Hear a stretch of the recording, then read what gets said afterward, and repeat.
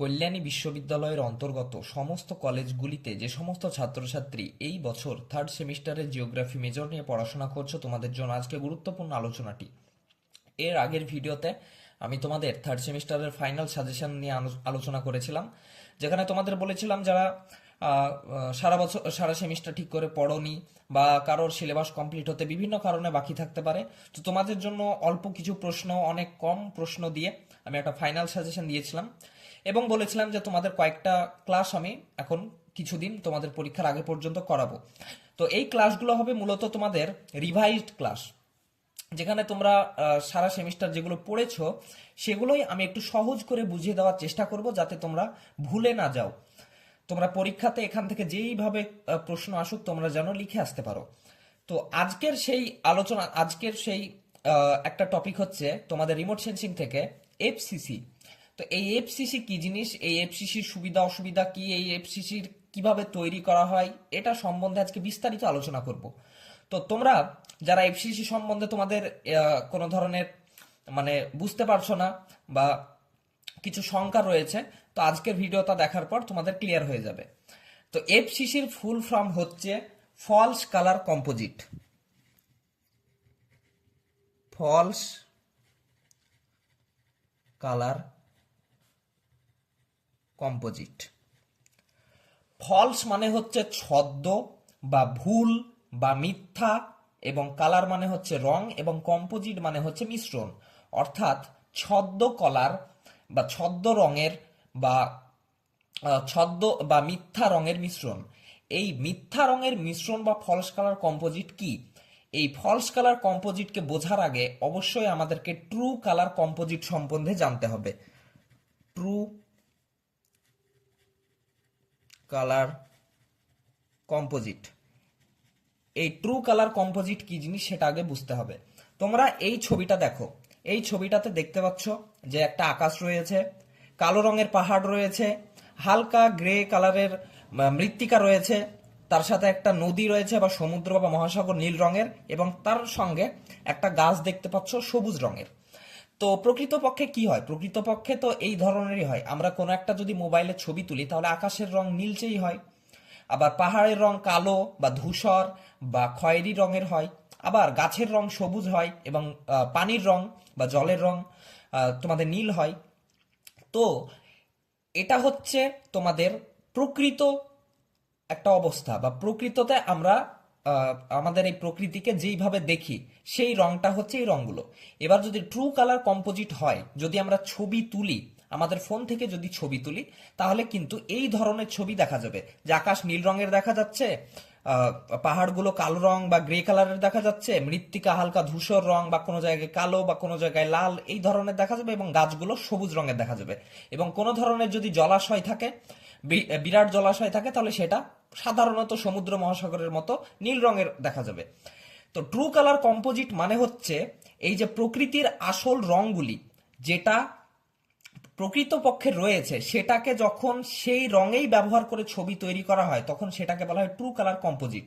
মানে যেমন এই পাহাড়ের রং কালো বা ধূসর সেই রঙেই ব্যবহার করা হয়েছে, গাছের রং সবুজ সবুজ রঙই ব্যবহার করা হয়েছে, তারপরে সাগর মহাসাগরের রং হচ্ছে নীল রং, তাই নীল রঙই ব্যবহার করা হয়েছে, এবং আকাশের রং হালকা নীল, তো হালকা নীলই ব্যবহার করা হয়েছে।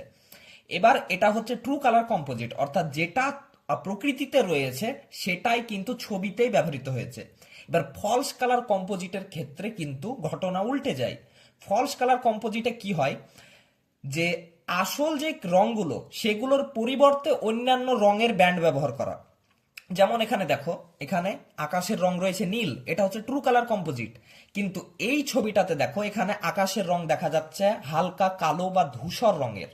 তাহলে এখানে তো আসলে আসল রংটা ব্যবহার করা হলো না, তাহলে কি হলো? ভুল রংটা ব্যবহার করা হলো।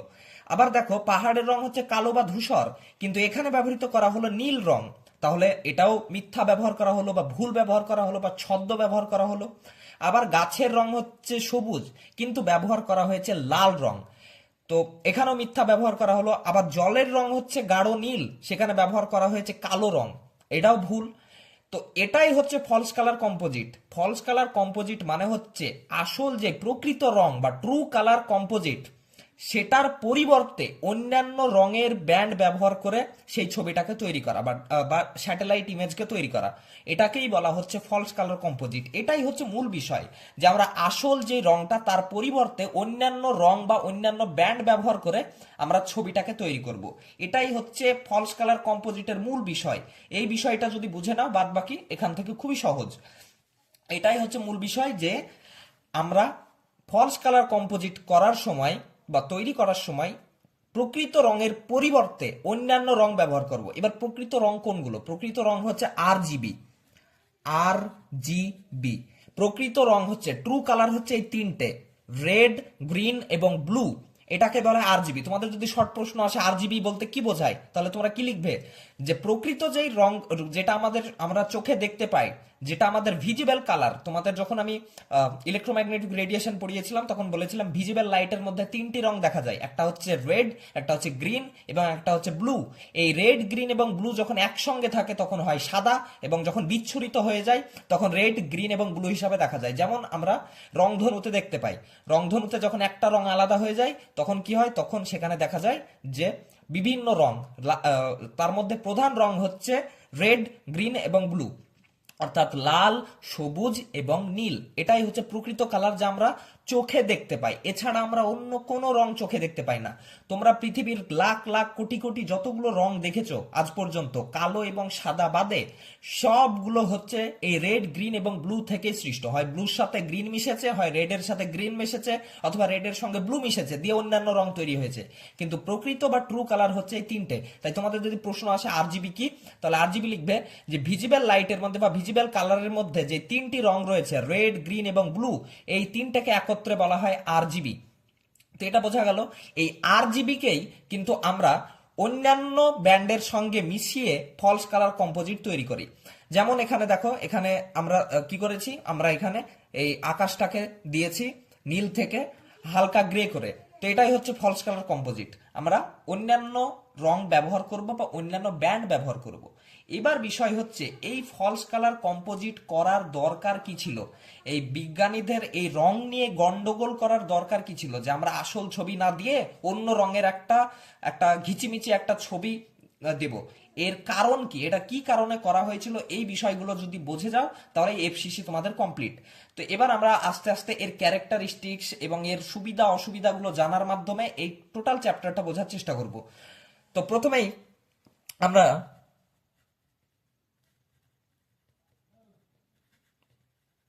ক্যারেক্টারিস্টিক্স গুলো, এই ক্যারেক্টারিস্টিক্সের সঙ্গে আমরা সুবিধা অসুবিধা, সুবিধা এবং তাৎপর্যগুলো জেনে নেব, যে এর কাজ কি, সুবিধা কি, এটা কোন কাজে ব্যবহৃত হয়। ক্যারেক্টারিস্টিক্স এর মধ্যেই তোমাদের আলোচনা করে দিব, তাহলে তোমরা বুঝে যাবে।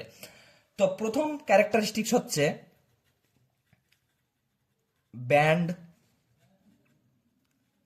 রিপ্রেজেন্টেশন। ব্যান্ড রিপ্রেজেন্টেশন মানে কি? আমরা কিন্তু অনেক রং রং প্রকৃতপক্ষে বলা যাবে না, অনেকগুলো তরঙ্গ আমরা দেখতে পাই না। আমরা শুধুমাত্র লাল, সবুজ এবং নীল, এই তিনটেই আমরা কিন্তু চোখে দেখতে পাই। কিন্তু এছাড়াও প্রচুর তরঙ্গ রয়েছে, যেমন রেডিও ওয়েভ রয়েছে, মাইক্রোওয়েভ রয়েছে, নিয়ার ইনফ্রারেড রয়েছে। এইগুলো আমরা দেখতে পাই না, কিন্তু এগুলো হচ্ছে প্রচুর কাজের কাজের এক একটা তরঙ্গ। যেমন তোমাদের এই নিয়ার ইনফ্রারেড বা ইনফ্রারেড যে রশ্মি রয়েছে, এই ইনফ্রারেড রশ্মি যখন কোনো একটা এই গাছে পড়লো, এই গাছে পড়ার পর যখন এই ইনফ্রারেড রশ্মি এই গাছে পড়ার পর যখন ফিরে যাবে, তখন এর সঙ্গে কিন্তু প্রচুর ডাটা বহন করে নিয়ে যায়, যে গাছে কতটুকু জল রয়েছে, গাছ শুকিয়ে যাচ্ছে কি মরে যাচ্ছে, গাছের অবস্থা কেমন রয়েছে। তো এই সব বিষয়গুলো কিন্তু লাল, নীল এবং সবুজ রং প্রেজেন্ট করতে পারে না, বোঝাতে পারে না। কিন্তু এটা কি পারে? তখন এটা কিন্তু এই নিয়ার ইনফ্রারেড রশ্মি কিন্তু এই ডাটাগুলো বহন করতে পারে। তো নিয়ার ইনফ্রারেড রশ্মি যখন এই ডাটাগুলো বহন করতে পারে, নিয়ার ইনফ্রারেড রশ্মি তো আমরা দেখতে পাই না, কারণ এটা আমাদের ভিজিবলের মধ্যে পড়ছে না, ভিজিবল লাইটের মধ্যে পড়ছে না। তো তখন আমরা কি করব? তখন এই নিয়ার ইনফ্রারেড রশ্মিকে আমরা অন্য একটা রঙের মাধ্যমে রিপ্রেজেন্ট করব। নিয়ার ইনফ্রারেড রশ্মি আমরা দেখতে পাই না, কিন্তু তার জায়গায় কি হচ্ছে? তার জায়গায় আমরা দেখা যাচ্ছে যে নিয়ার ইনফ্রারেড রশ্মির জায়গায় আমরা রেড ব্যান্ড ব্যবহার করলাম। যে নিয়ার ইনফ্রারেড যেই ধরো এই গাছটা থেকে নিয়ার ইনফ্রারেড প্রচুর পরিমাণে বিচ্ছুরিত হচ্ছে, কিন্তু আমরা দেখতে পাচ্ছি না। কিন্তু যখন আমরা সেই ছবিটা তুলবো, স্যাটেলাইটের মাধ্যমে ছবিটা তোলা হবে, তখন কি করবে তারা, যে নিয়ার ইনফ্রারেড রশ্মি যেটা কালেক্ট করলো সেটাকে এই সবুজ রঙের পরিবর্তে, এই নিয়ার ইনফ্রারেডের পরিবর্তে লাল রঙের মাধ্যমে দেখানো হলো।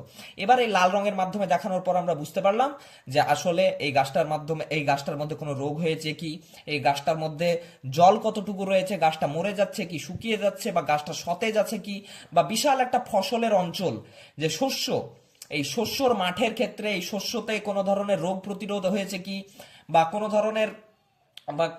ধরনের এখানে সমস্যা দেখা দিয়েছে কি, এগুলো আমরা নিয়ার ইনফ্রারেড থেকে দেখতে পাবো, বুঝতে পারবো। কিন্তু নিয়ার ইনফ্রারেড রশ্মি কিন্তু আমরা প্রেজেন্ট করতে পারবো না, আমরা চোখে দেখতে পাবো না। তখন কি করবো আমরা, নিয়ার ইনফ্রারেডের জায়গায় আমরা লাল রং ব্যবহার করলাম, তাহলে আমরা বিষয়টা সুস্পষ্ট হব। তো ব্যান্ড রিপ্রেজেন্টেশন মানে হচ্ছে যে ফলস কালার কম্পোজিটের ক্ষেত্রে অন্য একটা ব্যান্ডকে অন্য আর একটা ব্যান্ড দিয়ে প্রকাশ করা, অন্য একটা ব্যান্ডের কালার দিয়ে প্রকাশ করা, যেমন নিয়ার ইনফ্রারেড রশ্মিকে রেড ব্যান্ড দিয়ে প্রকাশ করা। তো এটাই হচ্ছে ফলস কালার কম্পোজিটের একটা বৈশিষ্ট্য। 2 নম্বর হচ্ছে non true colour composite. True colour composite এর একটা বৈশিষ্ট্য হচ্ছে এটা নন ট্রু কালার, মানে কি, এখানে যে প্রকৃত রংটা রয়েছে, যেমন গাছের রং সবুজ, তারপরে সমুদ্রের রং নীল, তারপর মাটির রং কালো, এটার পরিবর্তে অন্যান্য রং দিয়ে বা অন্যান্য কালার দিয়ে সেটাকে প্রকাশ করা হয়। তাই এটা হচ্ছে একটা বৈশিষ্ট্য যে ফলস কালার কম্পোজিটের ক্ষেত্রে ট্রু কালারগুলো ব্যবহার করা হয় না। তো এটা হচ্ছে একটা বৈশিষ্ট্য। 3 নম্বর বৈশিষ্ট্য হচ্ছে visual interpretation. Visual interpretation visual interpretation বিষয়টা কি? ভিজুয়াল ইন্টারপ্রিটেশন, ধরো অনেকগুলো বড় বড় গাছ রয়েছে, অনেকগুলো বড় বড় একটা মাঠের মধ্যে অনেকগুলো বড় বড় গাছ রয়েছে, তার মধ্যে দেখা যাচ্ছে যে সবুজ রঙের প্রচুর সবজি লাগানো হয়েছে, সবুজ রঙের। এবার বিষয়টা হচ্ছে যে সেই মাঠের মধ্যে যখন আকাশ থেকে ছবি তোলা হবে স্যাটেলাইটের মাধ্যমে, তখন কি হবে, এই গোটা জায়গাটাই কিন্তু সবুজ দেখা যাবে, যে বড় বড় গাছগুলো সেগুলো সবুজ দেখা যাচ্ছে, আবার যে ফসলের জমি, সবজির জমিটা রয়েছে সেটাও সবুজ দেখা যাচ্ছে। তাই আমরা স্যাটেলাইট ইমেজের মাধ্যমে তো সেটা, তাহলে যদি আমাদেরকে ডাইরেক্ট বের করে প্রিন্ট করে দেয়, তাহলে তো আমরা বুঝতে পারবো না যে এখানে সবুজ রঙের সবজি রয়েছে, এখানে বড় বড় গাছ রয়েছে। কিন্তু যখন আমরা ফলস কালার কম্পোজিট ব্যবহার করব, তখন কি করব আমরা, তখন দেখা যাচ্ছে যে সেই সবুজ রঙের জমিটার মধ্যে আমরা যে ফসলগুলো রয়েছে, সেই ফসলগুলো বা শাকসবজিগুলো, সেগুলোকে আমরা সবুজ রঙের পরিবর্তে অন্যান্য একটা রং দিয়ে দেখিয়ে দিলাম। দেখা যাচ্ছে যে সবুজ রঙের পরিবর্তে আমরা নীল রং দিয়ে দেখিয়ে দিলাম। তাহলে কি হলো, যে বড় গাছগুলো রয়েছে সেই গাছগুলো আলাদা হয়ে গেল এবং শাকসবজিগুলো আলাদা হয়ে গেল।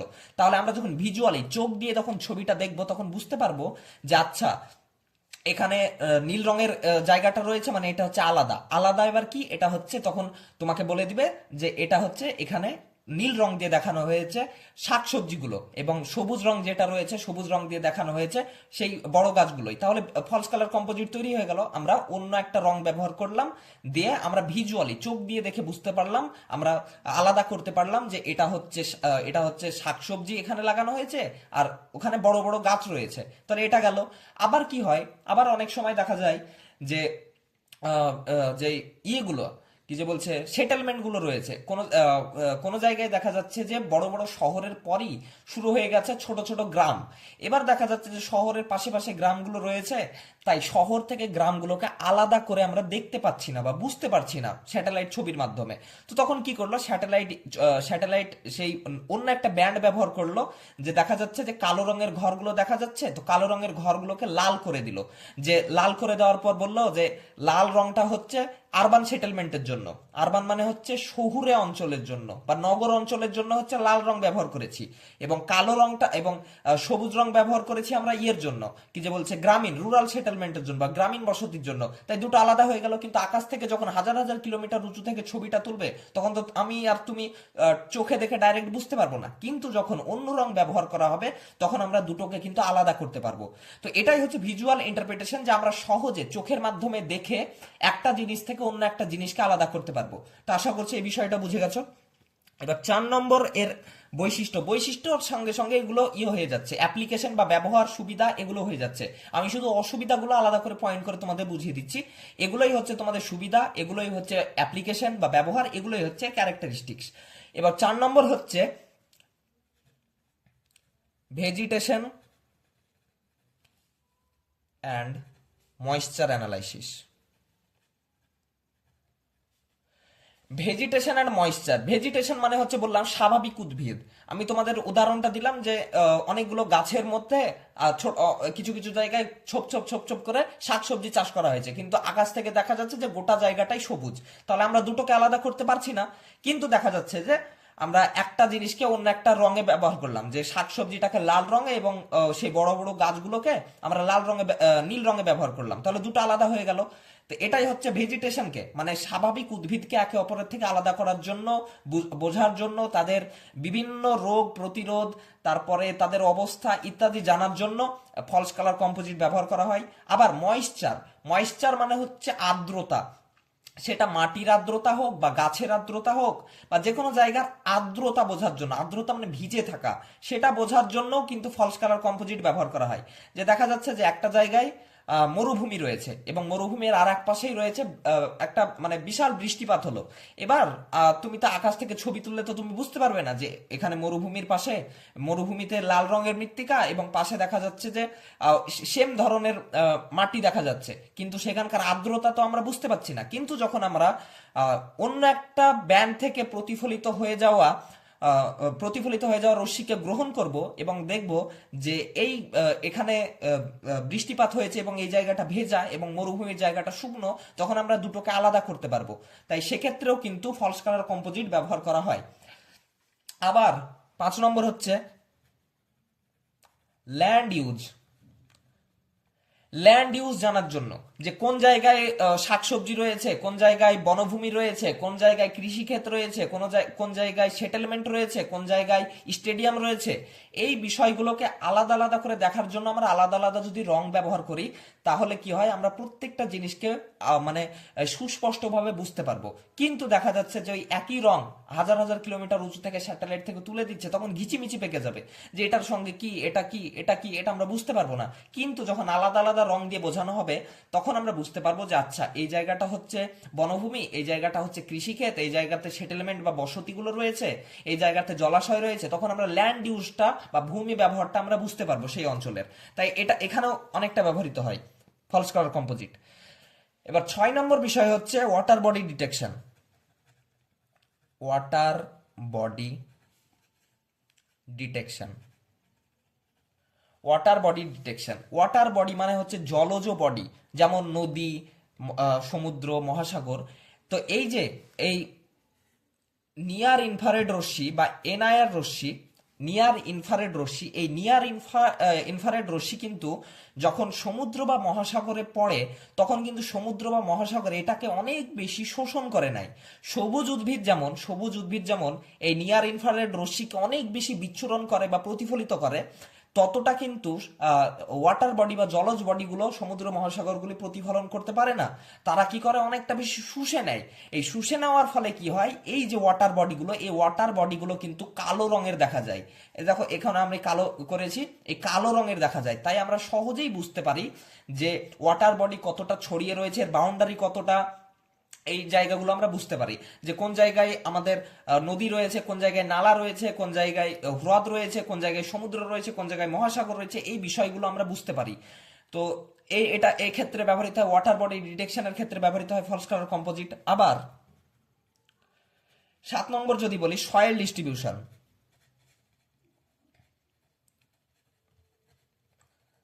সয়েল ডিস্ট্রিবিউশন, মৃত্তিকার তো প্রচুর প্রকারভেদ রয়েছে। কোনো জায়গায় দোআঁশ মৃত্তিকা দেখা যায়, কোনো জায়গায় পলি মৃত্তিকা দেখা যায়, কোনো জায়গায় মরু মৃত্তিকা বা ডেজার্ট মৃত্তিকা দেখা যায়, লাল রঙের বালি মৃত্তিকা দেখা যায়। তো বিভিন্ন জায়গায় বিভিন্ন মৃত্তিকা দেখা যায়।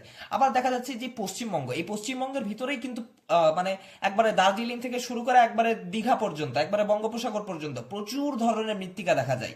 এবার যদি আমি এই মৃত্তিকাগুলো মৃত্তিকাগুলোকে যদি আমি ডাইরেক্ট ছবি তুলি, পশ্চিমবঙ্গের ছবি তুলি, তাহলে কিন্তু আমি বুঝতে পারবো না।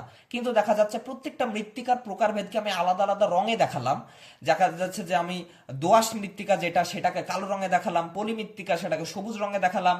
তারপরে আহ, দেখা যাচ্ছে কোনো জায়গায় বেলে মৃত্তিকা থাকলো, সেটাকে অন্য একটা রঙে দেখালাম। তাহলে কি হলো, আমরা প্রত্যেকটা বিষয়কে আলাদা আলাদা করতে পারবো। কিন্তু যদি ট্রু কালার এইরকম ছবি হয়, তাহলে কিন্তু আমরা প্রত্যেকটা মৃত্তিকা একে অপরের সঙ্গে কতটা মিশে আছে, কতটা বাউন্ডারি কোন এলাকায় ছড়িয়ে আছে, আমরা অতটা বুঝতে পারবো না। কিন্তু যখনই আমরা ফলস কালার কম্পোজিট ব্যবহার করব, তখন আমরা চকচক করে দেখতে পাবো যে এই মৃত্তিকাটা এই অঞ্চলে দেখা যায়, মুর্শিদাবাদে এই মৃত্তিকা দেখা যায়, দার্জিলিং এ এই মৃত্তিকা দেখা যায়, বাঁকুড়াতে এই মৃত্তিকা দেখা যায়। এই বিষয়গুলো আমরা তখন বুঝতে পারবো। এবার আসছি আমরা আর একটা সেটেলমেন্ট এবং সেটেলমেন্ট এরিয়াটা, এটা তো আমি বললাম। সেটেলমেন্ট সেটেলমেন্ট ডিস্ট্রিবিউশন, এটাও তোমরা পয়েন্ট দিয়ে দেবে যে সেটেলমেন্ট ডিস্ট্রিবিউশন বোঝার জন্য যে কোন জায়গায় গ্রামীণ বসতি আছে, কোন জায়গায় পৌর বসতি আছে, এই বিষয়গুলোকে আলাদা করার জন্য ফলস কালার কম্পোজিট ব্যবহৃত হয়। তাহলে এগুলো হচ্ছে এর সুবিধা বা বৈশিষ্ট্য, বা বলতে পারো এগুলোর এটা এর তাৎপর্য। সে যেইভাবে প্রশ্ন আসুক, তোমরা এই পয়েন্টগুলো ব্যবহার করতে পারো। যদি অ্যাপ্লিকেশন আসে বা ব্যবহার আসে, তাহলে তোমরা কি করবে, এই 3 নম্বর পয়েন্ট থেকে একবার এই পর্যন্ত তোমরা অ্যাপ্লিকেশনে ব্যবহার করবে, এবং যদি ক্যারেক্টারিস্টিক্স আসে তাহলে সবগুলো তোমরা দিয়ে দিবে, তাহলেই হয়ে গেল। আবার তাৎপর্য আসলেও তোমরা এগুলো সবগুলো দিতে পারো, যে বলে দিল যে significance of false colour composite, তাহলে এই পয়েন্টগুলোই তোমরা দিতে পারো। তো এটা গেল ফলস কালার কম্পোজিটের সুবিধা অসুবিধা, প্রাথমিক ধারণা ইত্যাদি। এবার তোমাদের একটা মানে একটা আছে কি, যে বলছে গুরুত্বপূর্ণ একটা প্রশ্ন আছে যে SFCC কাকে বলা হয়। SFCC, SFCC মানে কি? Standard false colour composite. S for হচ্ছে স্ট্যান্ডার্ড ফলস কালার কম্পোজিট। এই স্ট্যান্ডার্ড ফলস কালার কম্পোজিট কাকে বলা হয়, এই বিষয়টা একটু জানতে হবে। এবার ধরো এই যে পৃথিবী, এই পৃথিবীতে তো অনেকগুলো দেশ রয়েছে। ভারত আছে, আমেরিকা আছে, রাশিয়া আছে, এবং প্রত্যেকটা দেশের কাছে কিন্তু নিজের নিজের স্যাটেলাইট সিস্টেম রয়েছে।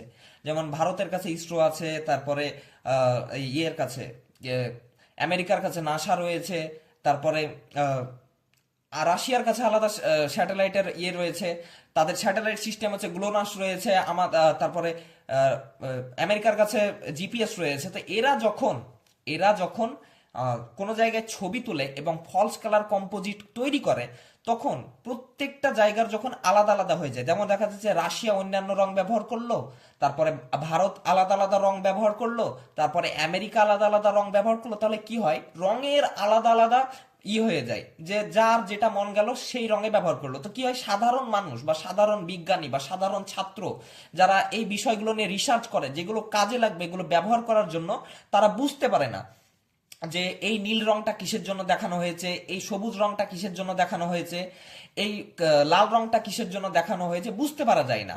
তাই এই যে পৃথিবীব্যাপী একটা নির্দিষ্ট ফলস কালার কম্পোজিটের জন্য কিছু নির্দিষ্ট ব্যান্ড এবং রংকে নির্ধারণ করা হয়েছে, যে নির্দিষ্ট ব্যান্ডের ক্ষেত্রে নির্দিষ্ট একটা কালার দেওয়া থাকবে।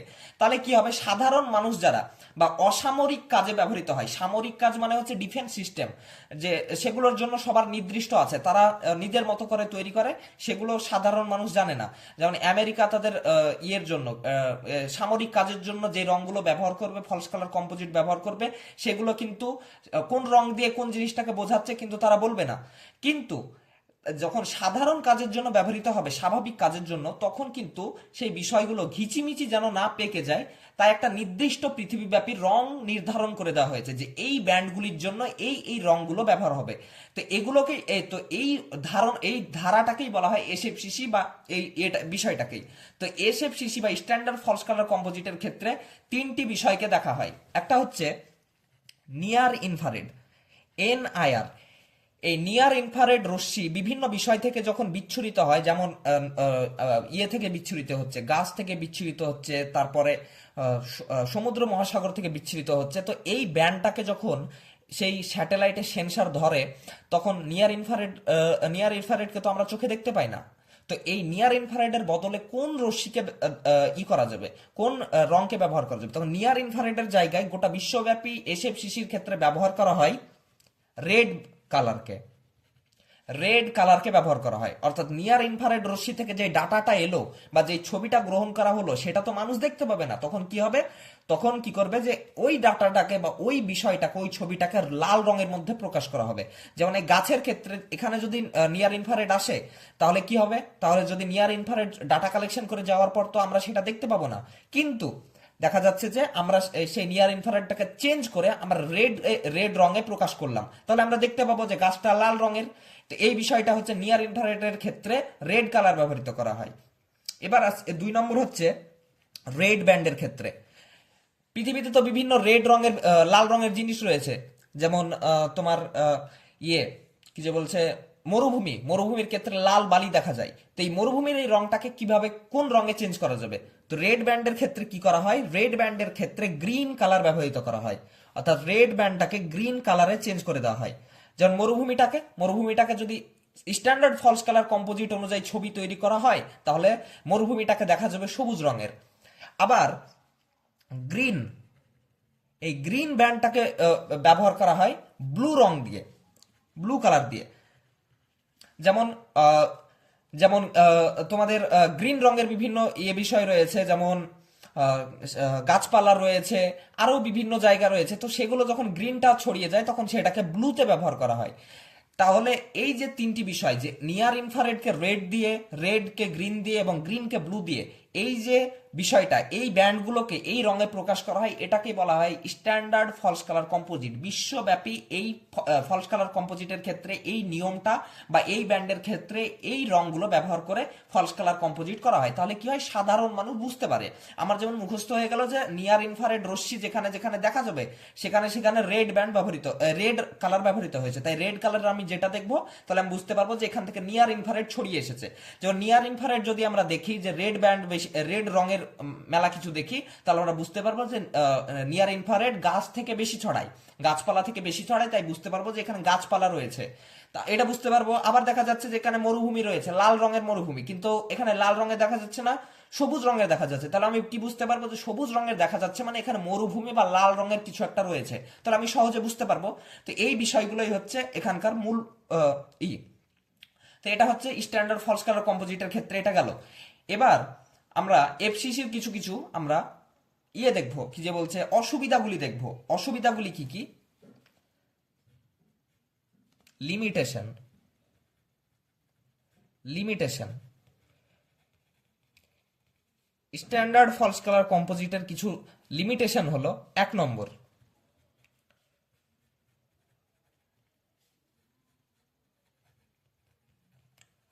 নন ন্যাচারাল কালার। এই এফসিসির ক্ষেত্রে কি হয়, ন্যাচারাল কালার বা ট্রু কালার যেগুলো হয়, গাছের রং সবুজ, আকাশের রং নীল, পাহাড়ের রং লাল, এগুলোর পরিবর্তে কি হয়, এগুলোর পরিবর্তে অন্যান্য রং ব্যবহার করা হয়। তাই এক্ষেত্রে কি হয়, তোমার আমার মতো সাধারণ মানুষ কি যে বলছে ফলস কালার কম্পোজিটকে যখন প্রথমবার দেখবো তখন আমরা বুঝতে পারবো না। তাই এটা হচ্ছে একটা লিমিটেশন, যে সাধারণ মানুষ এর সম্বন্ধে না জানা পর্যন্ত এই সম্বন্ধে এটা থেকে কোনো ধরনের ডাটা বের করতে পারবে না। তো এটা একটা এর অসুবিধা। 2 নম্বর হচ্ছে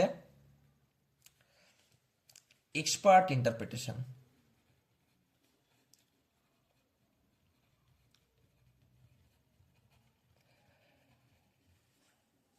এই যে আমরা আমরা তো সাধারণ মানুষগুলো বুঝতে পারবো না, যে আমরা যদি না জেনে যাই যে ফলস কালার কম্পোজিট কি, তাহলে যদি আমাদের হাতের ছবিটা ধরিয়ে দেয় তাহলে তো আমরা বুঝতে পারবো না। কিন্তু যারা এক্সপার্ট রয়েছে তারা তো বুঝতে পারবে। এই এক্সপার্ট, তাই এটাই হচ্ছে এর একটা লিমিটেশন, যে এক্সপার্ট ছাড়া বোঝা যায় না। এক্সপার্ট সে মানুষও হতে পারে অথবা কম্পিউটারও হতে পারে।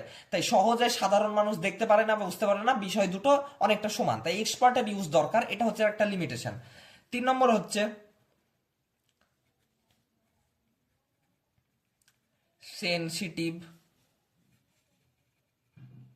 Band selection. এই যে এফসিসির ক্ষেত্রে ব্যান্ডগুলোকে, অর্থাৎ যেই বিভিন্ন যে ব্যান্ড রয়েছে, যেমন সেই রেডিও ওয়েভ হোক, মাইক্রোওয়েভ হোক, নিয়ার ইনফ্রারেড হোক, এই যে বিষয়গুলো, এই ব্যান্ডগুলো যেগুলো রয়েছে, এই ব্যান্ডগুলোকে কিন্তু সঠিকভাবে চুজ করতে হয়, অর্থাৎ সঠিকভাবে সিলেক্ট করতে হয়। এবং সঠিকভাবে সিলেক্ট করার পর সঠিক রং দিয়ে সেগুলোকে প্রকাশ করতে হয়। না হলে কি হবে, দেখা যাচ্ছে যে বুঝতেই পারা গেল না, যে ভুলভাল যদি হয়ে যায় তাহলে বুঝতেই পারা গেল না যে ছবিতে কি আসলে দেখাতে চেয়েছে, কোন জায়গাটা কি, এটা আমরা বুঝতে পারবো না, বা মানে যারা এক্সপার্ট তারাও বুঝতে পারবে না। তাই ব্যান্ডগুলোকে সঠিকভাবে সিলেক্ট করতে হয় যে আমরা এই বিষয়টার ক্ষেত্রে এই ব্যান্ড ব্যবহার করব এবং এই বিষয়টার ক্ষেত্রে এই রংটা ব্যবহার করব, তাহলে আমরা বুঝতে পারবো বিষয়টা, নাহলে আমরা বুঝতে পারবো না। তাই এটা হচ্ছে লিমিটেশন, তাই খুব সূক্ষ্মভাবে এই রংগুলোকে চুজ করতে হয়। 4 নম্বর হচ্ছে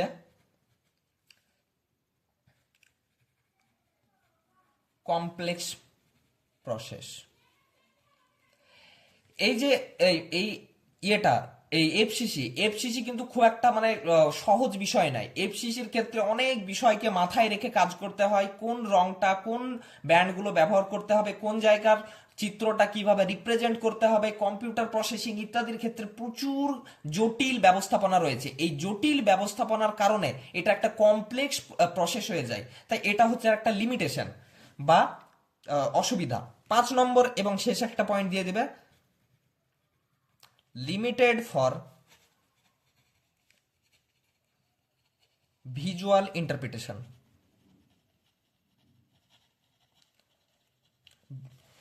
লিমিটেড ফর ভিজুয়াল ইন্টারপ্রিটেশন বিষয়টা কি? এই যে এফসিসির ক্ষেত্রে আমরা বুঝতে পারলাম যে আমরা একটা উদ্ভিদ রয়েছে এবং শাকসবজি রয়েছে, তো উদ্ভিদ বনকে আমরা শাকসবজি থেকে আলাদা করতে পারলাম। কিন্তু এক্ষেত্রে আমরা কিন্তু গাছের সংখ্যাগুলিকে গুনতে পারবো না, যে এখানে একটি গাছ রয়েছে, এখানে দুটি গাছ রয়েছে, এখানে 1 কাঠা জমি রয়েছে, এখানে এতগুলো পাহাড় রয়েছে, এতগুলো পর্বত রয়েছে, বা সূক্ষ্ম সূক্ষ্ম যে জিনিসগুলি রয়েছে, ছোট ছোট বিষয়গুলো, সেই বিষয়গুলোকে আমরা কিন্তু আলাদা আলাদা করে আমরা বুঝতে পারবো না, যে এটা একটা গুনতে পারবো না আমরা। এটাই হচ্ছে বিষয়, যে আমরা গুনতে পারবো না। তো এটাই হচ্ছে আর একটা অসুবিধা, যে এফসিসির ক্ষেত্রে কি হয়, রংটাকে একবারে, যেমন এখানে রয়েছে, এখানে এই যে হলুদ রঙের আমি এফসিসির একটা ইয়ে দিয়েছি, যেখানে মৃত্তিকা রয়েছে। এবার মৃত্তিকার মধ্যে কোনো জায়গায় পাথর রয়েছে, কোনো জায়গায় মানে অন্য কোনো জায়গায় অন্য বিভিন্ন বৈশিষ্ট্য থাকতে পারে, সেগুলোকে কিন্তু আমরা আলাদা করে বুঝতে পারবো না বা গুনতে পারবো না। তাই এটা হচ্ছে একটা অসুবিধা, যেখানে প্রত্যেকটা বিষয়কে আলাদা আলাদা ভাবে দেখা যায় না। একটা নির্দিষ্ট একটা বড় জায়গাকে কিন্তু আলাদা করে দেখা গেলেও ছোট ছোট জায়গাকে, ছোট ছোট গাছকে আলাদাভাবে আমরা ইয়ে করতে পারবো না, কাউন্ট করতে পারবো না। তাই এটা হচ্ছে একটা লিমিটেশন। তাই এই হচ্ছে এর সুবিধা অসুবিধা, এর অ্যাপ্লিকেশন সবকিছু, এবং এফসিসি কিভাবে তৈরি করা হয়, বানানো হয়, এসএফসিসি কাকে বলে, এগুলো তোমাদের বুঝিয়ে দিলাম। আশা করছি তোমরা বুঝতে পেরেছো। এবং এখান থেকে যদি তোমাদের কোনো প্রশ্ন থাকে, কোনো জায়গা যদি বুঝতে না পারো, তাহলে তোমরা অবশ্যই কমেন্ট বক্সে জানাবে। আমি এর পরের ভিডিওতে আমি সেই পয়েন্টটা সম্পর্কে আর একটু ভালো করে বুঝিয়ে দেওয়ার চেষ্টা করবো। আমি যতটা পারলাম তোমাদের সহজ করে বুঝিয়ে দেওয়ার চেষ্টা করলাম, কারণ তোমাদের পরীক্ষা খুব কাছে। তাই তোমরা যেন পরীক্ষাতে এলে যেন ভুল করে না আসো, তোমরা যেন যেইটুকু পারো নিজের মনের মতো করে লিখে আসতে পারো, সেইটুকু আমি বুঝিয়ে দেওয়ার চেষ্টা করলাম। এবার এখান থেকে প্রশ্ন কি কি আসে? প্রশ্ন অনেকগুলি আসতে পারে, যেমন এফসিসি ফলস কালার কম্পোজিট কাকে বলা হয়, এটা একটা প্রশ্ন। ট্রু কালার কম্পোজিট কাকে বলা হয়, এটা একটা প্রশ্ন, দুই এটা এলো। আবার আরজিবি কাকে বলা হয়, এটা 2 আসতে পারে। আবার দেখা যাচ্ছে এসএফসিসি স্ট্যান্ডার্ড ফলস কালার কম্পোজিট 2 মার্কের জন্য আসে। 5 এবং 10 মার্কের জন্য বড় প্রশ্ন কি আসতে পারে, যে এফসিসি সম্পর্কে একটা ডিটেল নোট দিয়ে দিল, যে লিখে দিল যে write a detailed note on FCC. তাহলে তোমরা কি লিখবে? প্রথমে লিখবে ভূমিকা, যে এফসিসি কাকে বলা হয়। এবার তারপর লিখবে এর বৈশিষ্ট্য, তারপরে লিখবে সুবিধা অসুবিধা। তাহলে হয়ে গেল। এবার বৈশিষ্ট্য এবং সুবিধাগুলোকে তোমরা একসঙ্গে লিখে আসতে পারো, আবার আলাদা করেও লিখতে পারো, সেটা তোমরা যেটা মনে করবে। তো এই বিষয়টা তোমাদের আসতে পারে। আবার বলে দিল যে এফসিসির তাৎপর্য কি, তো এগুলোই তাৎপর্যগুলো তোমরা লিখে আসতে পারবে। আবার বলে দিল যে এফসিসির সুবিধা এবং অসুবিধাগুলো আলোচনা করো, তাহলে তোমরা 5 মার্কের জন্য যদি আসে, তাহলে সুবিধা এবং অসুবিধাগুলি তোমরা লিখে আসতে পারবে। তো এই ধরনের প্রশ্ন আসে 5 মার্কের জন্য, 10 মার্কের জন্য এবং 2 মার্কের জন্য। তাই এই চ্যাপ্টারটা আশা করছি তোমরা বুঝতে পেরেছো। এখান থেকে এইটুকুই তোমাদের পড়তে হবে, এর বেশি কিছু পড়ার দরকার নেই। তো আজকের মতো এই পর্যন্তই। আবার পরের ভিডিওতে অন্য একটা টপিক নিয়ে তোমাদের সামনে আলোচনা করব। যদি তোমাদের এই ভিডিওতে কিছু তোমরা বুঝতে পারো, তোমাদের যদি এই বিষয়টা ক্লিয়ার হয়, তাহলে আমাকে জানাও। এবং যদি ভালো লাগে তাহলে অবশ্যই লাইক করো, এবং যারা যারা সাবস্ক্রাইব করোনি তারা করে রেখো। এর পরের ভিডিওতে আবার দেখা হচ্ছে।